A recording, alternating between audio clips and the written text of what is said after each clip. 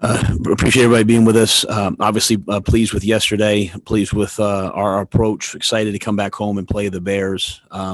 I know you guys will have a ton of questions about injuries, but with the volume of guys that were banged up, we're still working our way through all of that. So I'll share an update on Wednesday when I do the injury report. With that, I'll see what questions you guys have. All right, let's start off with David Newton for the first question. Hey, Matt, David here. Congratulations on the win. I've got two questions. I'll ask the first one. The Bears have announced they've adjusted their schedule due to a positive COVID test. What, if anything, have you heard from the league or the Bears about possible things that we might have to adjust moving forward? To be quite honest, that's the first I've heard of that. I've been locked in my office watching the game from yesterday, rewatching it, and then getting ready for starting watching the Bears. So that's the first I've heard of that. Second question was, we've been asking about Robby Anderson every week, and he continues to amaze. What is different in Robby in terms of a route runner and as a person since he stays at Temple? I think he's the same person. I think, obviously like all guys, he's matured, but I thought he matured a lot during his time there at Temple. He was there for a year, left, came back, paid his own way to go to school for a year, played really well, left for another year, left that year because of academics and came back. But I thought when he came back, he was mature, he was introspective, he was a great teammate. And that's why I had the confidence to vouch for him with Marty and Mr. Tepper this year. And I know the type of person that he is. In terms of as a route runner, I know he had this moniker of being like a deep ball guy only, but I saw him. I saw he has unique ability to track the ball. He's courageous. He'll catch the ball underneath. His catch and run skills are outstanding.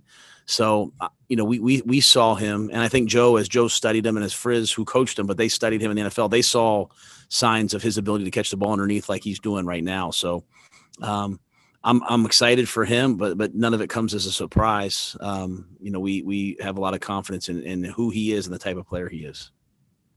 All right, let's go to Miles Simmons and then Skylar Callahan.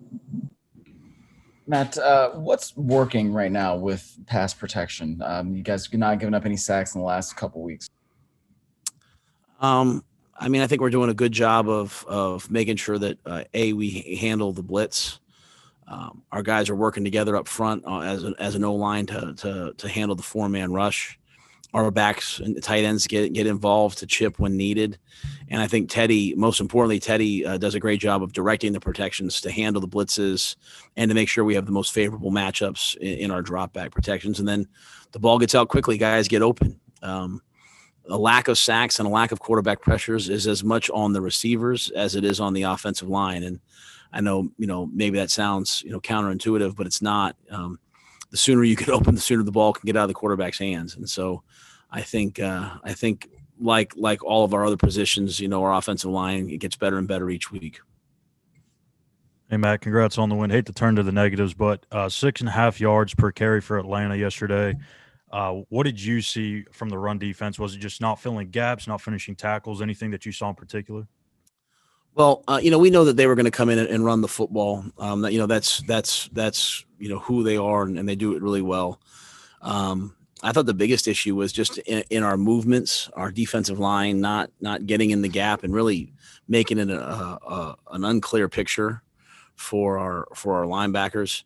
And then obviously the one explosive run. Those explosive runs, they'll really change the stats in a hurry, as you know. So we have to negate the long run, the long touchdown run. And then, to me, you just have to keep fighting to make 5-yard runs, 3-yard runs. And I think it really starts up front with us being more disciplined about being in our gap. It's not optional. We're not playing optional one-gap football. And that's something that, we have to address this week. Let's go to Joe Person and then Jason Huber. Hey, Matt, I have two as well. I'll ask the first one. Is there any area where you guys are ahead of schedule, not necessarily wins and losses, but just areas that you think that you're even further along than you would have imagined? I don't really have a schedule in my mind. To me, I'm just like, I think I've said a couple of times the first year, you're just trying to find the right guys and then have them to buy into the process that you're doing. I think they're doing that. So I would say in that regard, I think our guys, even before the wins, have been bought into the process and the things that we're doing. I think, Joe, I think the development of the young players, like, a lot of twos have had to play, especially on defense. In the last 3 weeks, we've had a 2-score lead in the fourth quarter, and the other team's gone to like fast no huddle. And I think I'm right in saying that, the 2-score lead the last 2 weeks, the last 3 weeks, going back to that Chargers game. And so we've had to play a lot of guys on defense. And, I think when you're looking at veterans out there playing and you're looking at rookies, I think that indicates not only good coaching, but good practice habits by the players, that the young guys are getting developed. And that's, to me, that's important. And I think the third area where we've made the most growth is our special teams. It wasn't a standout this past game, but even being able to punt the ball down there and make a tackle for no gain and make a big hit, those are things that, as I watched the tape last year, I didn't see at the end of last year. And Chase has done a great job in terms of, getting our special teams to the level that it is right now. And there's still a lot further to go. And then wondered if you, obviously tough news with Dan Quinn, I wondered if you had said anything to him yesterday or reached out since the news. I talked to him before and after the game. He was unbelievably kind and warm to me. It's the first time I'd ever met him. I don't know Dan. I have not reached out to him just because I don't really know him. But it's probably someone asked me that earlier. It's probably something I should do moving forward today. Hey, Matt, we know the praise that you gave Mike Davis all offseason and then when he had to fill in for Christian. But now that you've seen him in these last 3 games, what, if anything, has, kind of that you didn't see with him before that maybe, he's impressed you even more, that a certain skill or anything that he's shown you that you guys didn't expect? Well, I wouldn't say not that we didn't expect. That'd be the only thing I'd qualify. I mean, I think the one thing that he's doing that I hadn't seen was his ability to run through contact. Because we don't, because we had no preseason games, we can't really tackle it a lot during training camp.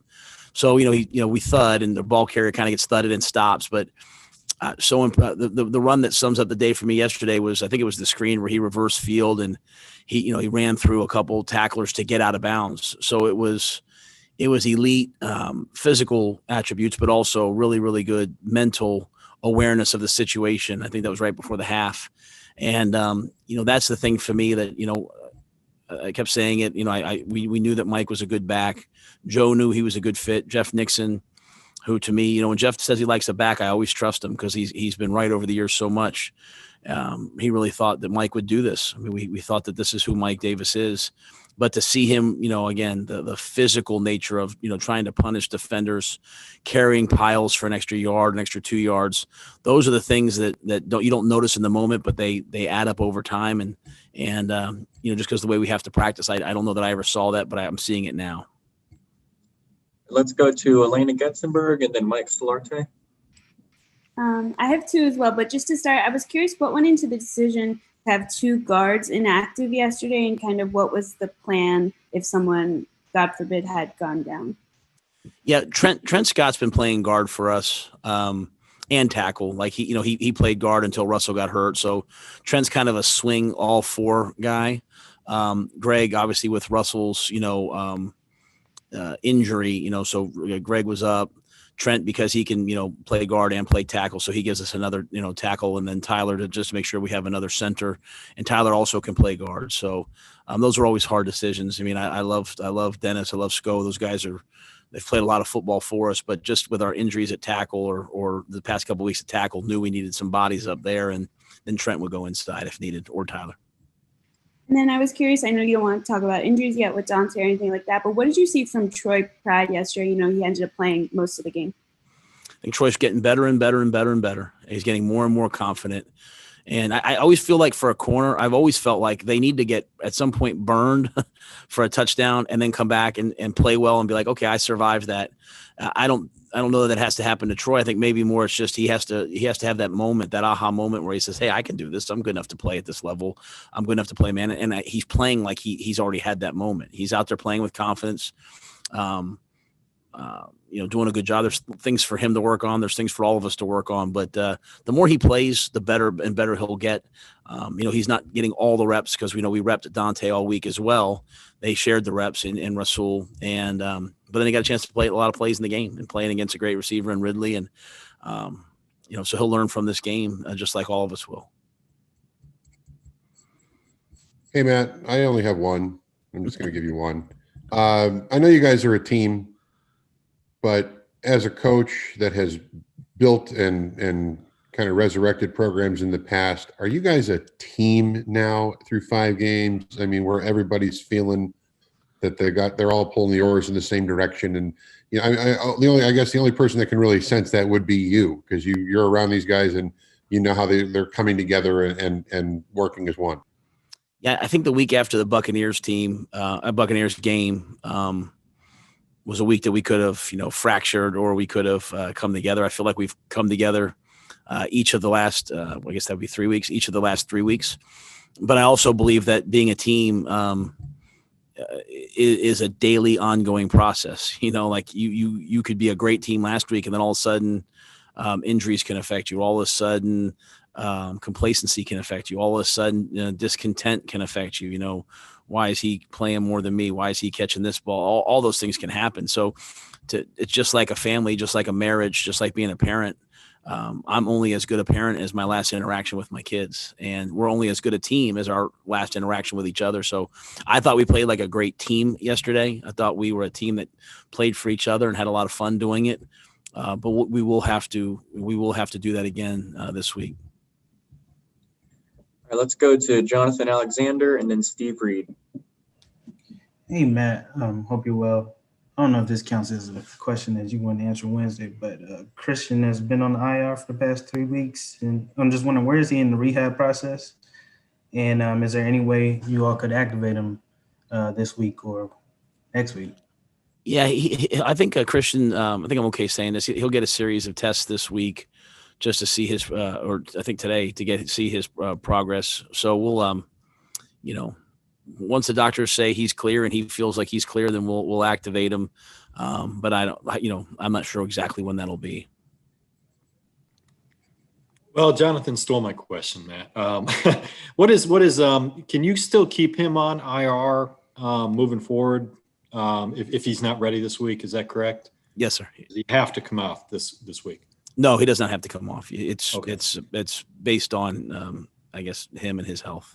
Okay. So would you think it's a long shot for the Bears this week for him? I mean, it's a 4-week injury. Yeah, I wouldn't want to be hypothetical with it. I'd wait and see how things go today, and then I'll give you guys a better picture on Wednesday. I'd want to have the doctors tell me based on tests and all that. Okay. All right, let's go to Chris Jenkins and then Miles Simmons. Hey, Coach, I know you mentioned that you were in the room watching a lot of film, and you said that you guys want, as a coaching staff, review games, even if you win, as if you lost. So I was wondering what you could share, good and bad, from your further observation of reviewing the tape.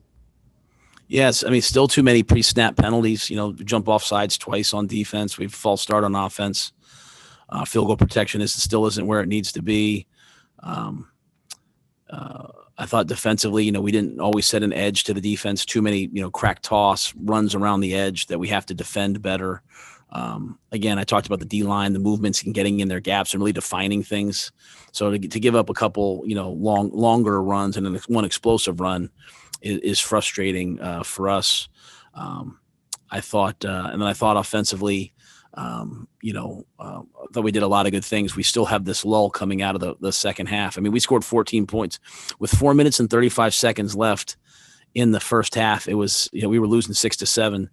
And we scored 14 points in the last 4 minutes, which is, we talk about the middle eight, the last 4 minutes of the first half, the first 4 minutes of the second half, which was our best all year. And it won the game for us, but came out of the half. And again, on offense, we're not able to move the ball at the level that, we're accustomed to. So we've got to be better on offense coming out of the half. And, we simulated a halftime last week just to get our minds prepared for it. And I think it worked on, defense to a degree, but just not on offense at the level that we want. So there's a lot of things that we have to get way, way better at quickly. Matt, there's only one target to a tight end yesterday. Now, is that a concern at all? Or, because you're moving the ball and scoring points, does it really matter where the production comes from? Yeah, I don't ever worry about where the production comes from, but I do think you want to be balanced in the way that you approach things. There were a lot of plays that, were called that would have the tight end early in the progression. if they cover him, then we go to the next guy. So our whole passing game is, really progression based. Hey, throw it to him. If he's not open, throw it to him. If he's not open, throw it to him. And, I think there were a lot of plays that were called where the tight end could have gotten the ball and just with the nature of how they covered it, where, wasn't open. All right, guys, we have time for a couple more. Let's go to Skylar and then Mike Solarte. Hey, Matt, Alex Armour has been a guy that has played a pretty pivotal role, I would say, over the last couple of weeks and has kind of taken that opportunity and ran with it. What have you seen from him, and how important has he been for this offense the last 3 weeks?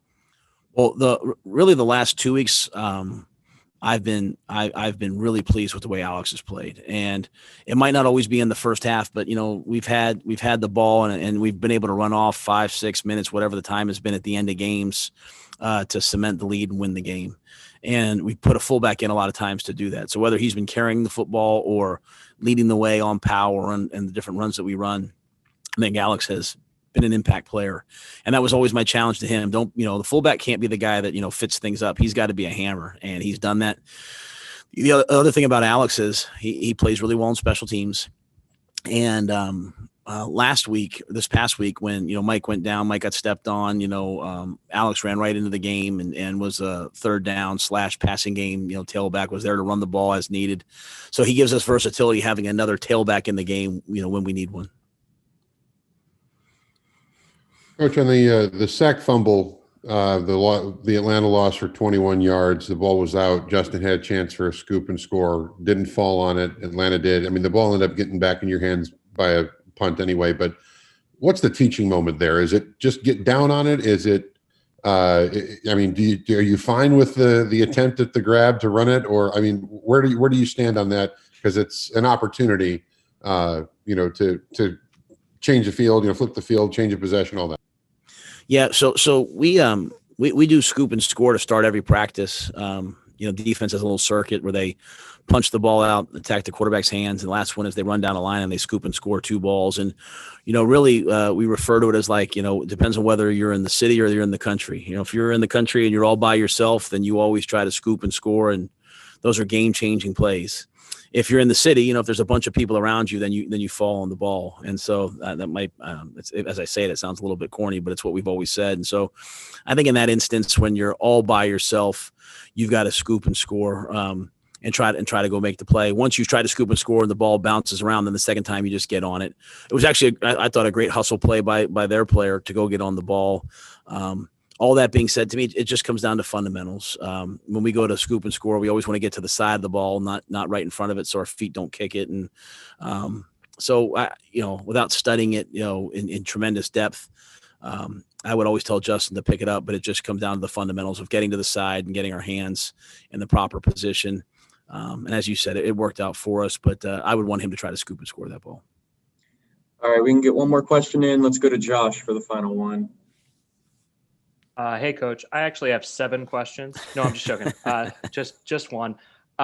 We saw yesterday that Trey Boston gave out some game balls in the locker room. Is that something that you've done with your veterans, giving out game balls versus the coaches? And how does that kind of how much does that mean for vets to give game balls to other players and vice versa?